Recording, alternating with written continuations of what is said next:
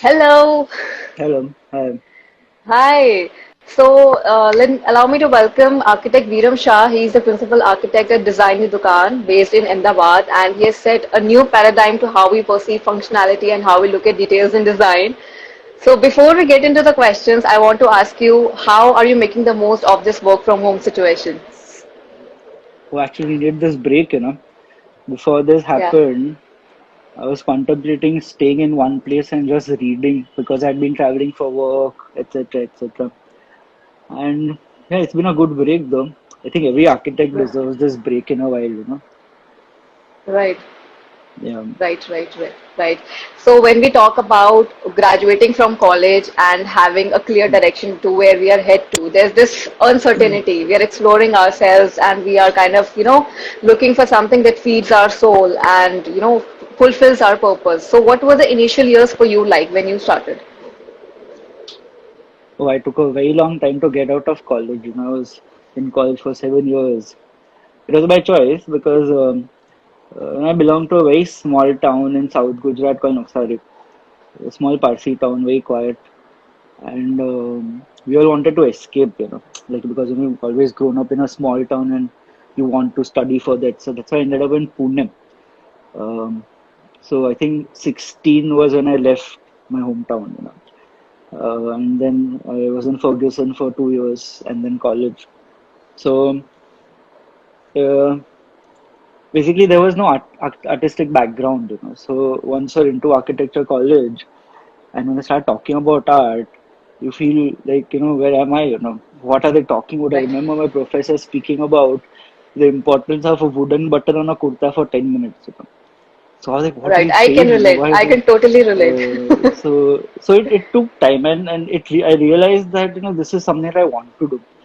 And that was the time when I met this professor of mine, very eminent architect in Pune called Girish Doshi.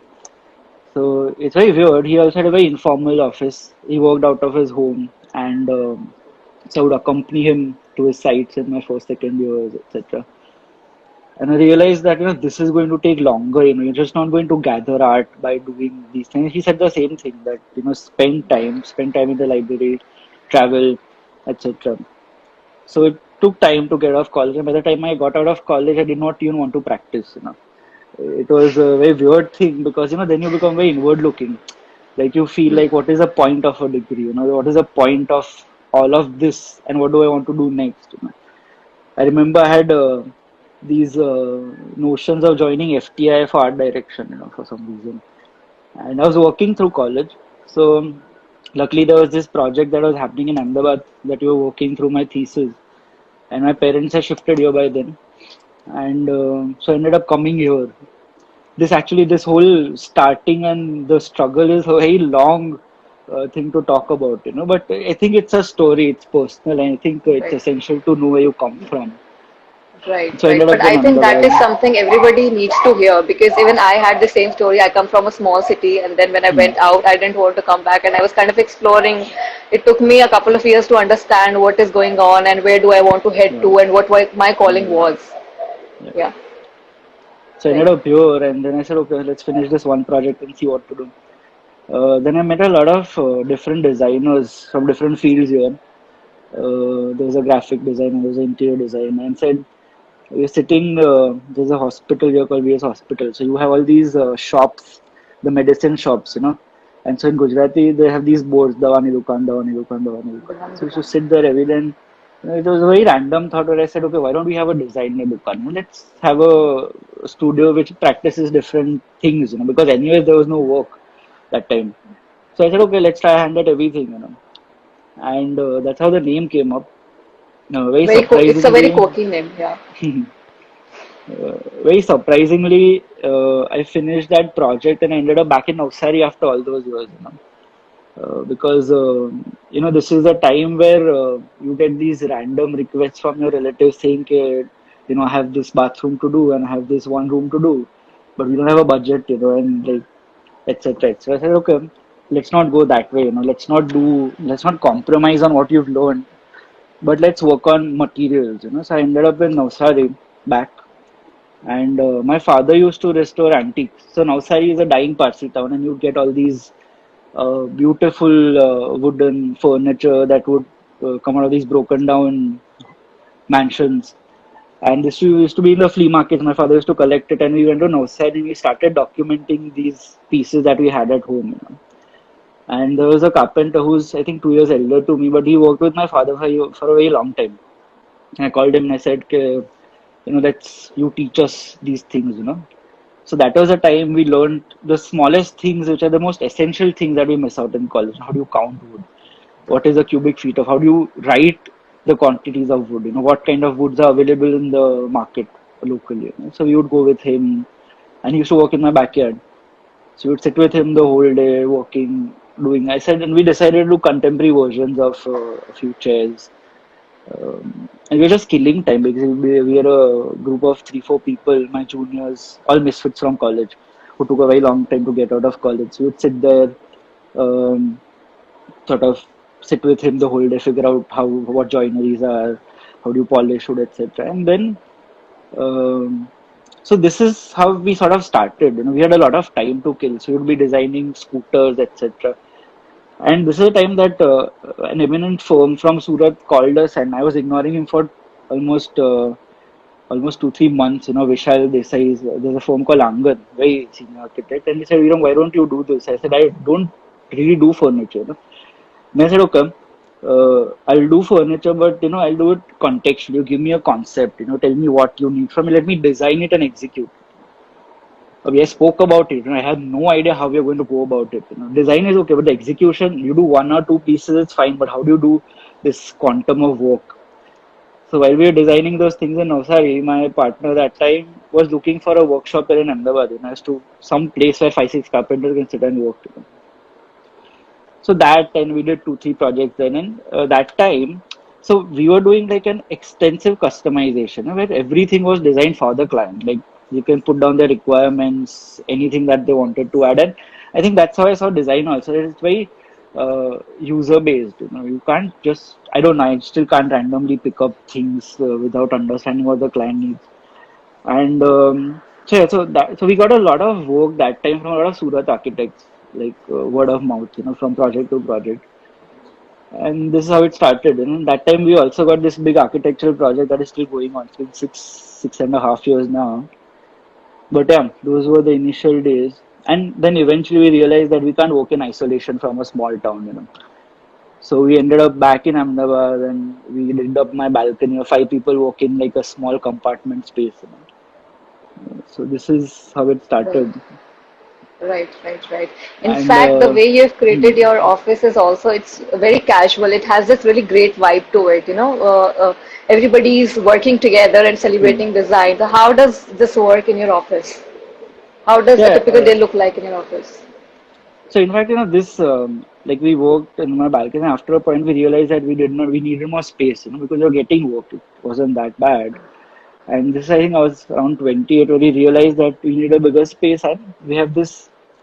Now we have a campus, but so there's a porch, and you extend a part of the porch to whatever post office. And this is when I turned 28. And I remember we wanted a proper space. We would never imagine. I could never imagine myself working in like a rented office space. So we designed all the details. There was a lot of brass work. Everything that we wanted to experiment on projects, we experimented on us. And I remember there was so much expense that went into it. I think by the time I was 28, I had like 10,000 rupees in my pocket. But there was this proud feeling that you have a space of your own, where the client can come sit on the desk, and you can like say that this is mine. That small piece of whatever office that was. And so yeah, very informal. And then we built this office. This is my own office now, which is like a small campus now. I'll show the spaces later to better correlate to it. Um, but I forget your question. I'm so sorry. How does a Uh, typical day in your office look yeah, like? yeah. How do you So now work? I have 3 entities that I have to take care of, which is the workshop, the studio, and my site. And we don't have office timings as such. So usually I am of that belief that if you have a project, you work on it very meditatively and you finish it. Like you don't prolong projects. And plus, with all the projects we do a lot of detailed model, very a lot of detailing that we do. So the client knows what, before the actual money is put in the project, he knows what we are doing. And I make sure that I tell them that you accept this or you don't accept this. You tell me if you want changes. But once we go on site and once my drawings are done, you will not do changes. And as my role as a designer, I'll make sure that you see every single detail, even the knob that's going to come, that comes in before we put money into it. So the Right. back end of it, when you execute a project, becomes very easy. You're not going and Right. searching of what is available in the market. Right. Right. So I usually my day starts at around 11. I work in the night, so I'm not a morning person, and it depends. It's very subjective. Like sometimes I have to go to the site, sometimes there's things needed in the workshop. It's very organic. Sometimes because now we have daughter also working from here, so my partner Saloni has a few things that I have to do. So she comes with me, and I do it later. So it's very erratic, and usually the day just like you don't know when it's 12 o'clock in the night. You're just working. But Right. that's the beauty of it, that you don't have decided, like, because I go to the site, I don't have designated days to go to the site. I go to the site as much Right. as I Right. want. So I can't You're decide on enjoying when it. I'm going, when I'm going. Yeah. Right. So Right. and that is the general nature of the studio. It's very organic. Hmm. And even this is, I think, something I wanted to say before. We realized at the start we were a lot of colleagues and friends working together, and eventually, as everyone grew up, they had their priorities. And so we had a very changing structure in office where we would change structures every 6 months. People would leave, and so I realized after a point that this is how it should be. So now at this point, I think it's almost like a finishing school. Where even if say architects approach me for work, I tell them that I don't really know what I'm going to do in the next 6 months. But we have this right now. We have these smaller products. We have architecture. We have interior. We have furniture. So come and experience this and understand how the business is done. Understand how the practice is run, so it could help you. And I don't expect people to stick by anymore. Also, the current scenario with the younger lot is that that whole shelf life of it's quick gratification. People expect that they'll have their practice once they're out of college next 2 3 years, but it doesn't work like that. It takes a lot of time to have like this sustaining office as such. Anyways, Right. yeah. Yeah, yeah, absolutely. So, from instinct to reality, from deriving inspiration from art and vintage pieces to creating something which is dramatic, but it's out of some really simple materials, how do you go about creating a product or a furniture piece? Mm, I usually refrain from interviews or lectures because I don't know how to sort of compartmentalize this. It's a life. It's very personal. Like when people ask me how do we set up, how do we go about it. Now it is so personal to everyone. Like I, from the time that I joined design school to today, everything is still a question to me. Like most times, all the questions that you want to ask me, I'm asking myself. Or otherwise I have too many answers for it. So I don't know, but I always tell all the people that come here to look beyond design. Don't just read design books. And there's just so much to understand. There's music, there's literature, there's art, and that is what I believe, that you can't confine design to a scale. What Absolutely. the current scenario, what the there's too much information. There's so much information. You just open your phone, open the internet, you see so many images, and it's like an overload of things that you can't escape. So it's like when you design, you put everything aside, and you go back to your books. So because of Girish Doshi worked with V. Doshi, who worked with Corbusier. So there's this whole modernist background that I have, that I still sort of read about, try to understand more. So there are certain architects. There's Boel Marx, who's a Brazilian architect. There's Carlos Carpa. There's Roger Anger, who did Auroville. So I sit with these books and try to understand where they come from. Biographies. You understand where they came from, what they realized out of life, and how it came into their work. And these are times when there was no information available. Everything you built had to be original. And these conversations, I have friends who are artists, who are musicians. We sit together, we discuss things. That how do you see your art? And then I think Suresh Berry in college said these terms. There's a tangible and there's an intangible. Tangible is what you can create. Like if I'm doing a center table, it's the material I use, the feel of it. Now, the intangibles are the metaphors. How do you create drama into it? How do you create that imbalance? How do you create imperfections? So it's always when I sit to design the processes that I always look up to these things beyond design, beyond architecture, that inspire you. And there is no simple way to answer this, And I sit with a sketch, I refine it, and eventually I have my system of working is very different from what they teach in design schools. I don't come from a technical to a practical. I'm always playful. I'm impractical sometimes, And then I sit with my carpenter and my technician, and then I tell them, okay, this is what I want to do. How do you go about it? So it's a dialogue. They tell me that this is probably something that you can do. The scale might change. You might use a bigger section, and then I again go back to the drawing board and I sort of modify the design. So I think a good designer would have a way out of everything. Like I think So design solves basically, you also everything. discuss with the with your carpenters as well while you're finalizing the Essentially, yeah, design. has to be. As Right, long right. as soon as we do a model or a sketch, I call my carpenter. I have a very amazing carpenter. He handles the workshop, handles all my sites, and he never says no. That is, I tell him that you don't say no. Let's try. Let's figure things out. You done crazy like you done cantilevers, etc. But that dialogue, we think that because we are the top of the pyramid, we are architects, that we know everything, but we don't know anything. And this is something you learn with time. And it's good that we started learning carpentry more than learning design. So today when he says "Ke Sunny Sunny," I was like, this will happen. It will happen. Let's try it. So that dialogue is essential, I think. Right, right. I think in fact you have a very huge team of carpenters as well, if I'm Yeah. not So wrong. so it is because there's a site, there's a workshop. My deal with my carpenter is that he manages the labor, he manages the workshop, and that is something. So when we started, we set up a workshop on our own. Now, I think there's a question somewhere I've written about which I want to talk about, that a good craftsman is not a good Hmm. contractor. Right. My Navsai carpenter is the most brilliant craftsman, but he would take days and days to finish things, and it would be impossible to work with it with him at times. And he did all of my projects initially. And our major worry was not the design, not the details, but just the carpenter. People would run away. So this control over carpenters, so now with my current carpenter, he manages. If you're doing a project in Pune, he set up everything.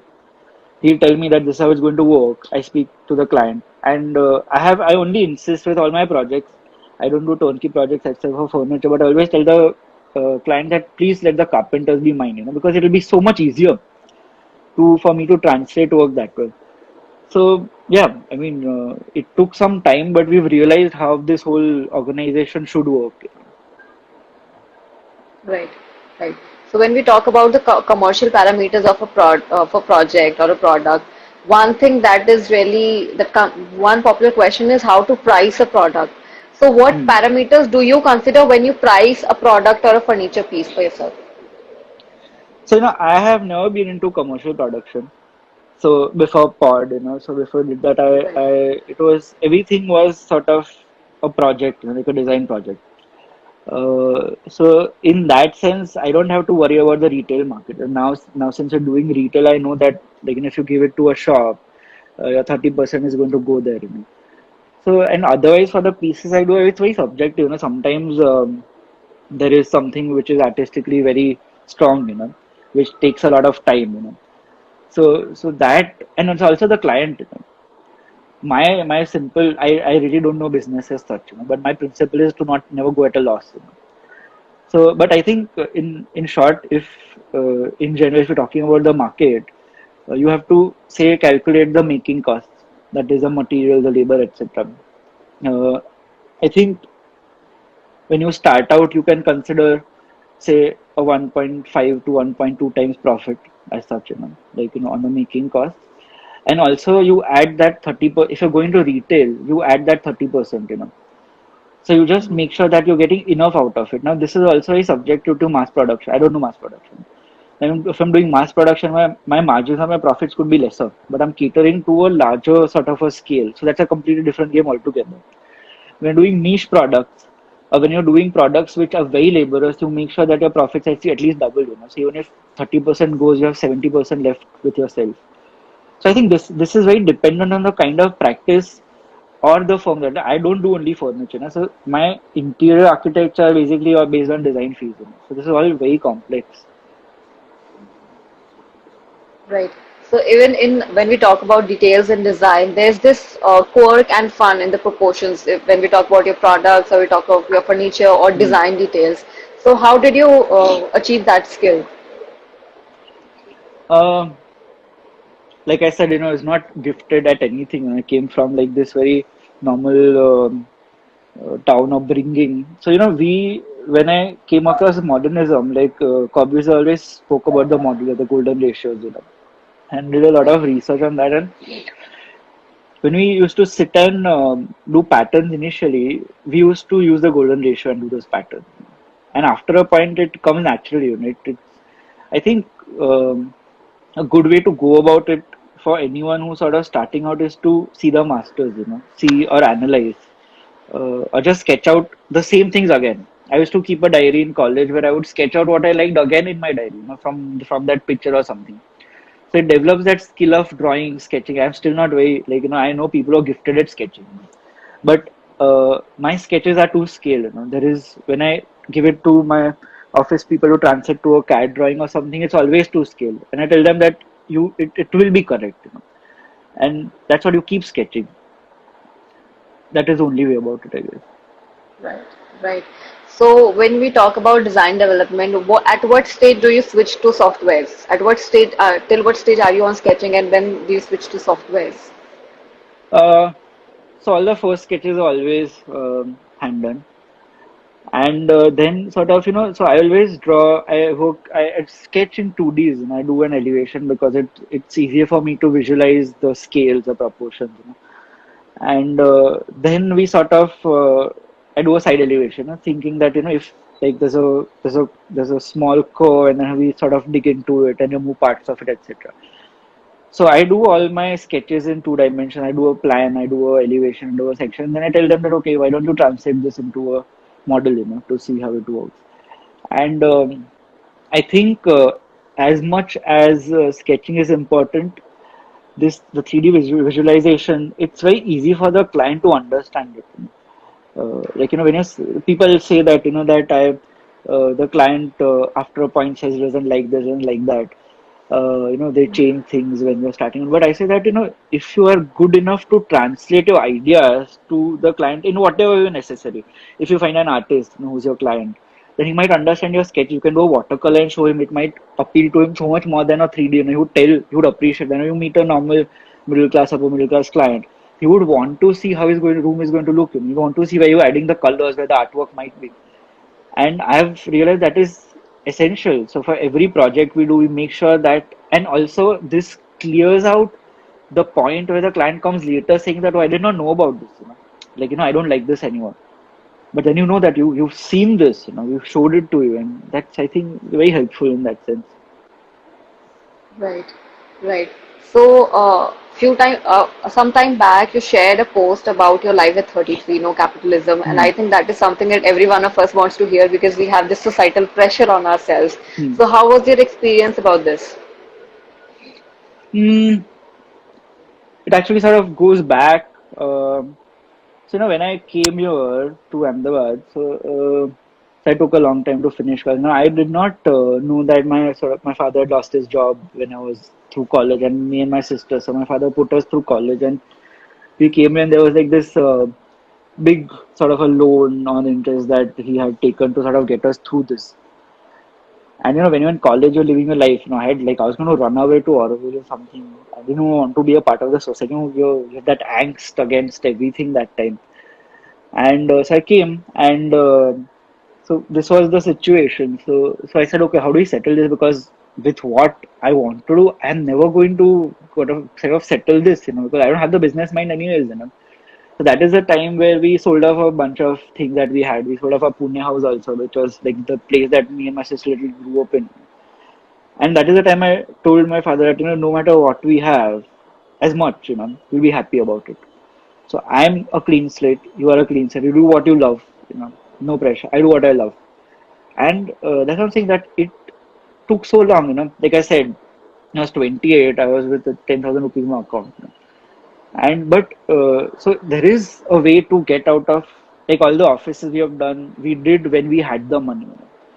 We always played safe. And I remember my colleague Viraj, he was my junior in college, would tell me कि हम पैसे खत्म हो रहे हैं ना अभी क्या करें. I think ठीक है, we live a simple life. Let's not eat out. Let's not buy clothes, etc. So it's you analyze and assess where you stand. It doesn't require too much money to be happy. It is something that we have learned. So you assess where you stand. When you have, you spend. You don't have, you don't spend.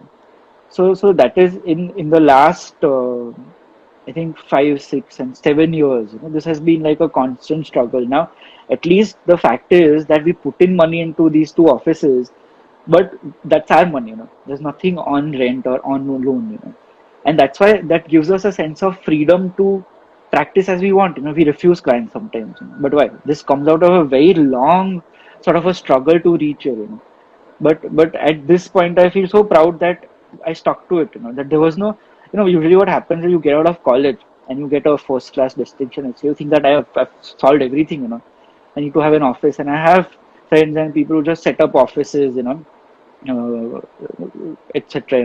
There's so much expenditure goes into doing these things. But we were very, very, very minimal about it. When I couldn't employ people, we used to do things ourselves. Even today, we don't have peons or clerks. We clean the office ourselves. We do what we have to, and that's the kind of, it's almost become like a small community of people who are responsible for each other. Right.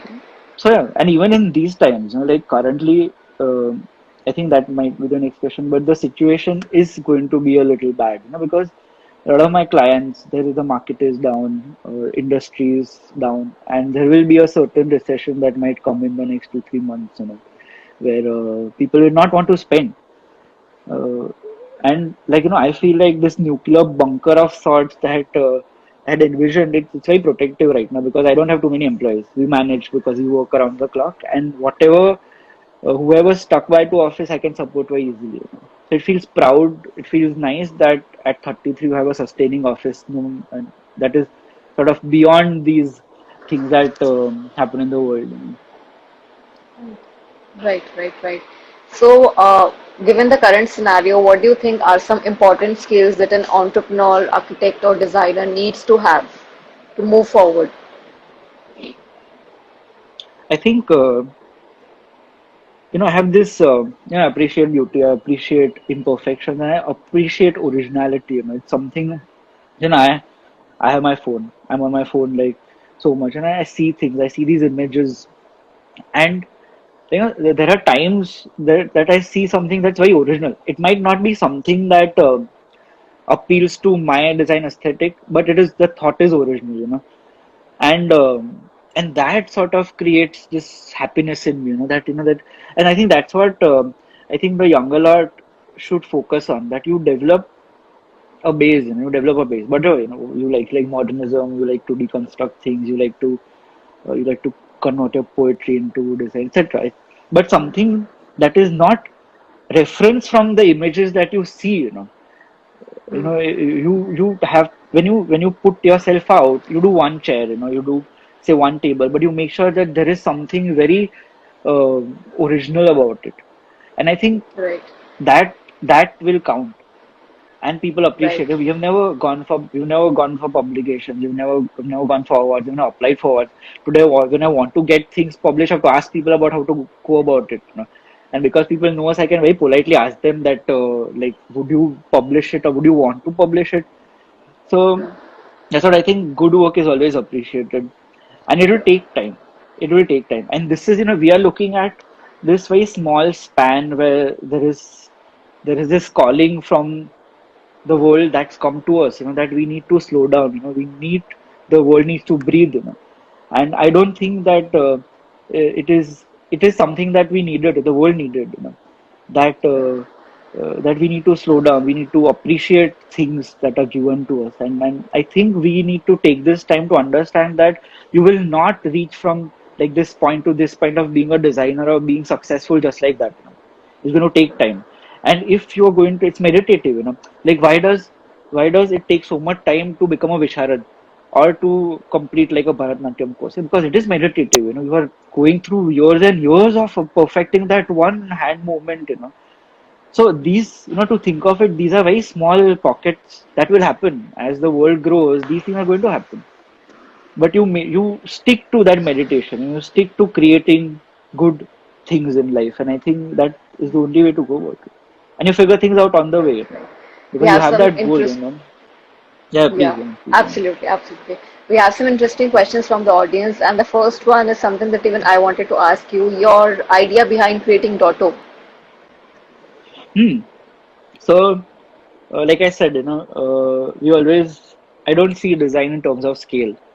Now, Right. Saloni, who's my partner daughter, so she's a furniture designer. I always say accessory designer, but she always corrects me. She's a furniture designer from MIT. She had interned here. And these the smaller design schools, the furniture design, so they have this diploma project. We have to go to a firm, document furniture they're doing, etc., and put it out as a presentation. So what we had done that time was that we had, instead of just documenting furniture, we done a nice analysis of a few movies, um, art, etc., and then to find out those intangibles from that. So this, and then she was working somewhere for 3 years, I think. And then I said, okay, let's focus. So with design, Dukan, I've never had the time to actually sit down and put out all this, these thoughts. Where does design come from? And we were just putting out things randomly. And so I said, okay, let's create a research-based sort of an offshoot. So with Dotto, we're not decided on the scale it will work at, but we are going to give it time, which I have not had because I've been working. So we say you give it 6 months, and so you want to experiment with a material or a craftsman in some corner of India. Then I can fund people to actually go there, understand the craft, and see how you can sort of help them make a contemporary version of it. So the Right. first collection was a little hurried because we started, but it was the things that we had experimented wood and brass, and how do you sort of deal with the smaller scales of it. So Dotto is more of a research-based organization. We don't still know what we are doing, like I said, but it will have more time to Still, develop things. Yes, yeah, still in the evolving phase. Right. yeah. Absolutely. Right. So another question is, how do you combine wood with other materials and create an amazing design out of it? Your theory behind using materials. Yeah, I think if you explore materials, I think it takes at least a year or two to experiment with one material. I still, with even now we've been working with wood for a very long time since we started. But even now, I feel like you could sort of burn it, you could melt it, you could do so many different things with it. So uh, I don't know. I mean, I think it's a staple. Wood is a staple, and it's something that ages well with time. It has that texture, it has that sort of imperfection which appeals to me. And I I think wood think the and brass, actual there's flavor something. comes. Yeah, yeah. Go on. Sorry. No, No, I think no. the actual flavor of that wooden furniture comes after a year or so, not in the beginning. Yeah, it is timeless. These are all Right. timeless materials. Before Hmm. now, I see wood and brass being used everywhere. When we started, I think 7 years back, I told, I think, my colleagues that you mark my words, and all this is going to come back. And that's what when you look at fashion also, all the 90s high waisted pants, everything's coming back. It's like, and these are very timeless. This will never go out of style. It's just that as a designer, how do you add art to it? How do you add art to simple materials? And that's what we are doing. Right. We don't want to, Right. even when we do interior work, we don't use 10 finishes. We don't clad walls with random things. But you see how you can experiment, take three materials and use different sections, different volumes, different proportions to create something much more profound than the simplicity of the material. Right. Right. How do you convince your clients about such elegant and simple designs? For that, you have to always have a dialogue, because the clients always come, and this is also something people ask me. The clients come with these preconceived notions of how the house should be, because Pinterest infected clients. yes, yes. No, actually, when you sit and you discuss what they want out of their house, it will not even relate to their budgets not the pictures that they come with, because they're like, no, no, I need so much storage, I need so much so. And also I tell them that, you can tell me this dialogue, of understanding the clients, is essential. You have to, there are so many random conversations that we've had, like, it's an example.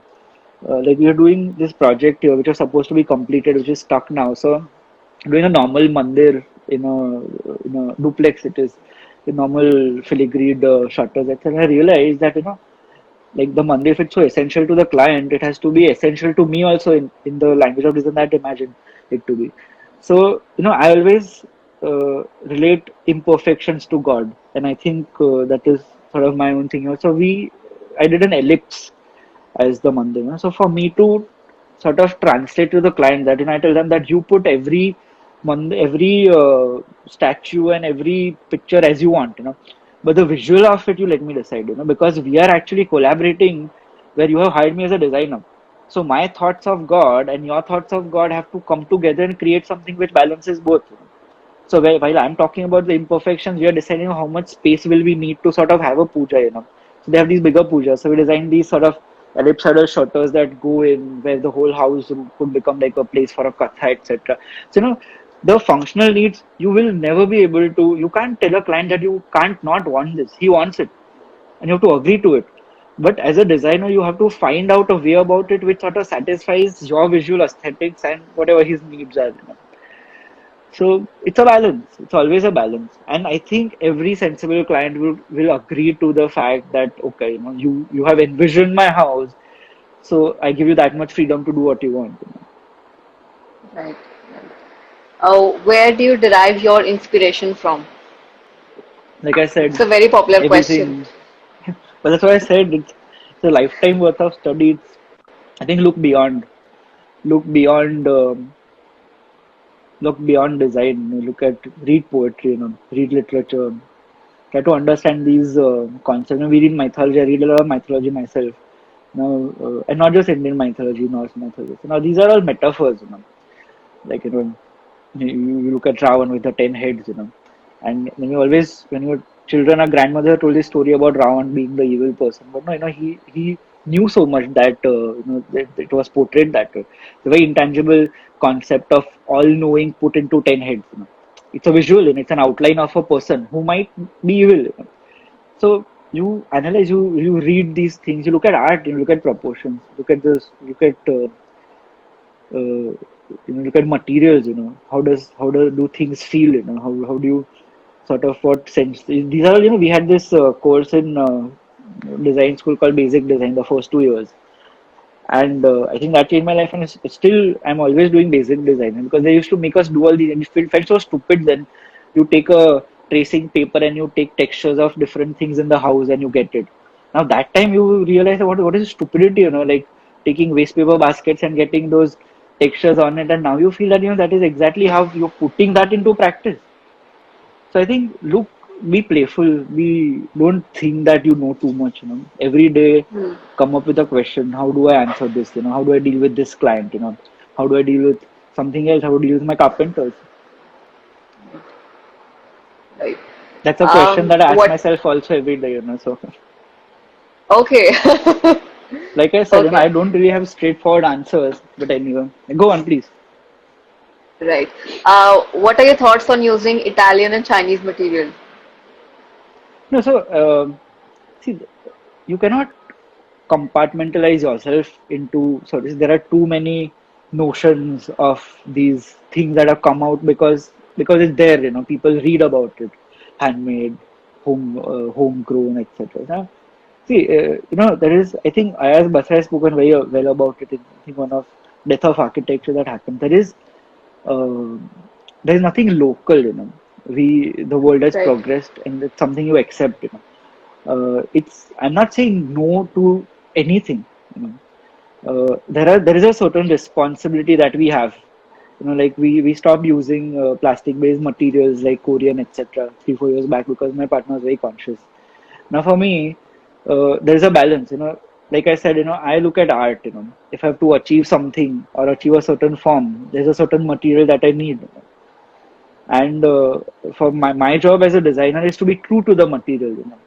Like, if you try and understand the properties of a material, say if you're using Italian stone, it is soft, there is a certain way that you can use it. You can't use it for dining tables. And I had problems when I use it for dining tables. So it is understanding properties of every material that comes to you and making the best out of it.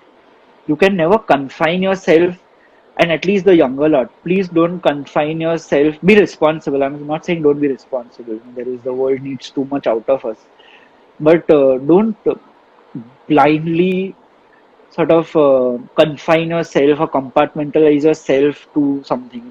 Experiment. Experiment responsibly, and I think that is it. Right.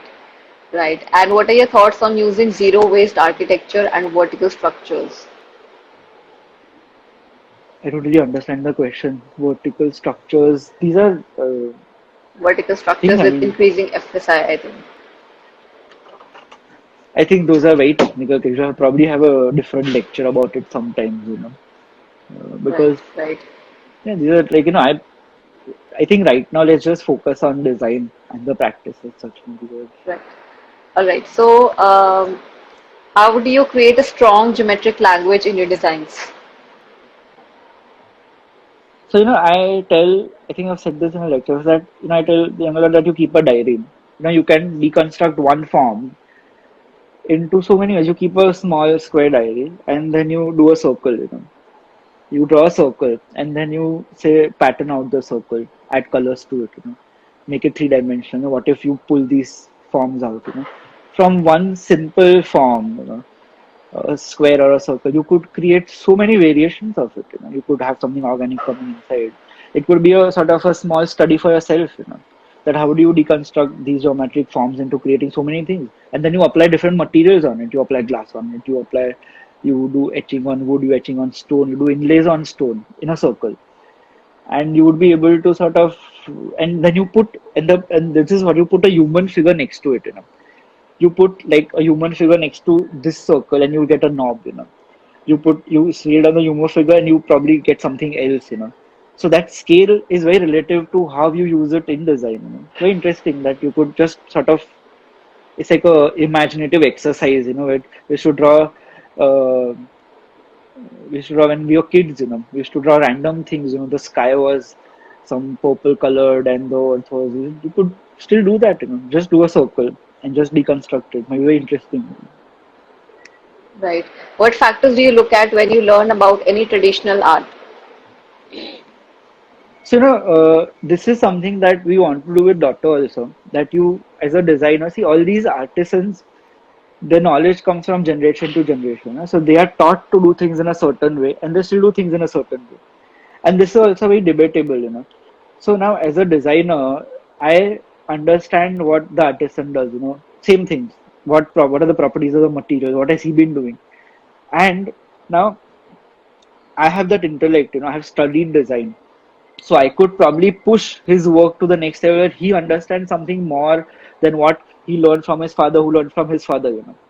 So that is my role as a designer, to sort of appreciate and upgrade these artisans, that beautiful artisans and materials that we have in our country. Right, right. And the last one is, it's not a question. People want to see your workspace and your cats. My cats have run away. One of our cats is with my colleague. Uh, she lives close by. But yeah, I'll show my office though. So I'm going to turn the camera now, so you can probably. So this is my space. I'll just. It's a little messy because we have not had people around. But so this is where we do our meetings, and that's where I sit on my desk, which has currently become like the Corona pad now for everyone. This is a small space for informal conversations. This is a project we're doing. Oh, Few art yeah. pieces. That's Natu These are Mistri. gorgeous models. Yeah. Yeah. Then this is a Mario Miranda that I'm very proud of, that I picked like right now in Wooded Mill. That is Anirudh Mehta, who's based in Bombay. This is my friend Shijan from Bhopal. So we have a small sort of a pantry here, which is very messy, and so we have a small space to rest on top. So this is almost Right. like a small bungalow of ours. So this is a space where people are working late. They can just sort of crash here. Yeah, it's pretty cozy. And so this is my workspace, and so a small library here with all our samples, etc., and my books. So this is that Right. space on top and how it looks. I'll show you my other office, which is the workspace. So that's my house, and so Right. this is the part that we sort of have converted into a small campus. So this is a small gazebo that my parents use for tea, etc., where we sort of use in winters to work. We have this sort of a green screen you're cutting us from all the mess Right. outside. So this was Absolutely. the first uh, space that we had sort of done, So we experimented with concrete and wood, etc. And yeah, so this is 1 second. So this is the workspace. This is the We workspace. have the heads, I think, sit there. We have this couch now. Another. This is a sample library, which is like a khazana for us. So all those handles and woodwork, etc., comes here. Right. This is where I used to sit before. So now this, we experimented a lot with concrete, stairs, small handles, etc. that we've done initially. So we even sort of put these wood.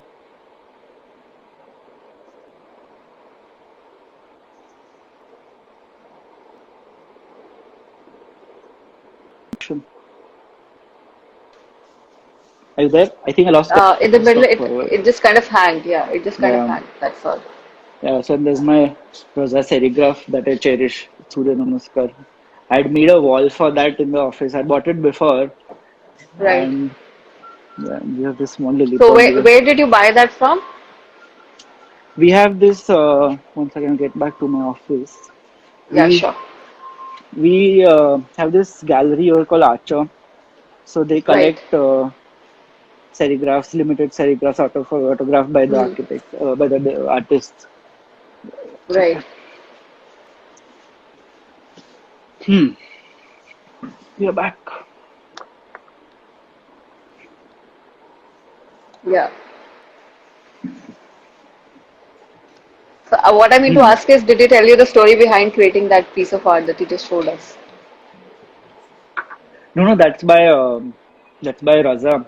He's a very he I think passed away 3 4 years back, but he's one of those celebrated artists that we've had. So that's all. That's a serigraph. It's a screen print with his autograph, and his Hmm. originals are in crores, so that is too far off. Understood. All right. So we'll take just a couple of more questions. How do you work with your details? Is one of the questions from the people who are live with us. Okay. Uh, so every project has a context. Every project has parameters that we set. Hmm. So for furniture pieces, it's a different scale. Where with all the, say for example, for the swings that we do. So there is always a technical part of it. There is, like I said, tangible, tangible. So this is where I sit with all the technical people. I sit with my carpenter. I sit with the fabricator, and I ask them, that we have to design a swing that rotates 360 degrees, suppose. So can we Hmm. have like two plates with bearing, which will function, Hmm. etc. So it's always a dialogue that these details are always a dialogue, and otherwise, in intangible terms, you should, if you see Corbusier's work in detail, so that is what you need to understand, that this man, he's done like the whole of Chandigarh, the town plannings, and when you come down to the details, the handles, he still had the insight and the intent to sort of detail out every door also. So it's like the human body, you miss out on one part and it's going to go to shambles. So I think Right. it's from the larger picture to the smaller picture, and it's very subjective. Sometimes when you're doing architecture, you miss out on the smaller details. But as a firm, because we do furniture ourselves, we don't miss out on them, because that's how we work. Hmm. People also want to know about your bike, Ha! handcrafted bike. That's your, and it's It was a dream that when that whole custom bike scene had come up when I was in college, and I always had a bullet, and after years, no one used it for a while, and it was a thing to collect enough number of money and give it to someone who would just make it from scratch. And I'm not going to go out again, but I'll post pictures soon. Yes, please post pictures and Hmm. please tag me. I'll share it with the audience as well. Yeah, yeah. All right. How do you deal with creative block? Mm, you should consider your creative blocks as the respite from design. I've never had creative blocks as such because I don't know. I just take that time where I can't design to read about something or listen to something or travel or not work. It's okay to not work. It's okay to take a and Take a break. yeah, mark my words. These ideas will come exactly out of these moments. Where you are not working. You don't. You'll push yourself to finishing something. Sometimes wake up in the night with ideas. Random. In fact, this office, I would come from the club every day and tell my colleague Rohan that when I see there was a small servants this year, this much, only this much. So I used to come and say every day that, I see something happening here. I see some random form here. I do a sketch, I do a section. I told him, why don't you try putting this in SketchUp? See, what will come out of it. And it just happened. So I don't think you have to consciously always think that you are like going to design things. I think the best ideas will come out of not designing things. Right. When you are giving time to yourself, you're reading, you're watching, you're traveling, or you're shopping or something like that. Yeah, Right. The best designs come, the best ideas come from that. yeah. Okay. So, all right. I'll have just one last question. This is Hmm. interesting. Where do you go on a holiday without telling anyone? Who is this? I'm not sure it's from someone I know. I have This realized is that Dishant. Acha, Dishant is one of my clients. But I escape. So I think this is what we had a very good rapport. In fact, Dishant, this is a project I've posted about currently. We did up his house. We had a very nice, warm relationship, because we understood everything. Like at the end of it, we knew how his mother would use the kitchen because they're very religious. So the mandir, so we had to understand how do they do the puja in the mandir. So we organized the mandir in a way that it's easier for them to do the puja. So these are the things, that their lifestyle. So Dishant, I will answer that question to you personally, though. All right, great. We had a very amazing conversation today. Thank you so much for joining us here in this live session, and thank you to everyone else also for joining us in this live conversation. I was very excited about it, and Hmm. it was great. Thank you so much for taking our time Thank for you, this. thank you. Yeah, thank you. Thank you, Bye, guys. Thank you, everyone. Bye. Bye. bye.